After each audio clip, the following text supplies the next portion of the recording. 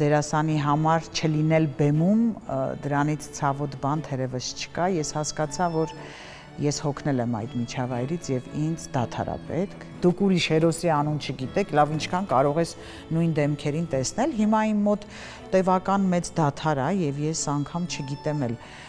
որ հրավերք լինի, ես այլևս կուզենամ մտնել այդ ոլորտ, թե չէ։ Պետք է դադար տալ, որ հեռուստադիտողը քեզ կարոտի, ուզենա տեսնի, որ տեսնի, այլ ոչ թե տեսնի նրա համար, որովհետև այլ ընտրանք չկա, միայն դու ես նկարվում։ Ինչ չեք կարող ներել մարդկային հարաբերություններում։ Ստախոսությունը չեմ կարողանում ներել, կեղծավորությունը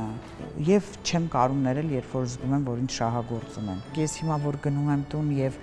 փորձերից շատ հաճախ երբ որ ուշ ենք վերջացնում, ասում վայ Աստված ջան, Երանի հասցնեմ, բալիկս քնած չլինի, գնամ մի հատ գրկեմ, հոտը քաշեմ, պետքա շնորհակալ լինել, գոհ լինել ամեն ինչից, ինչ որ ունես։ Ամեն ինչ շատ լավ է լինելու, ես ավելի քան վստահ եմ։ Հայ պերսոնայում այս անգամ հյուրընկալել եմ դերասանուհի Ագնեսա Շահնազարյանին։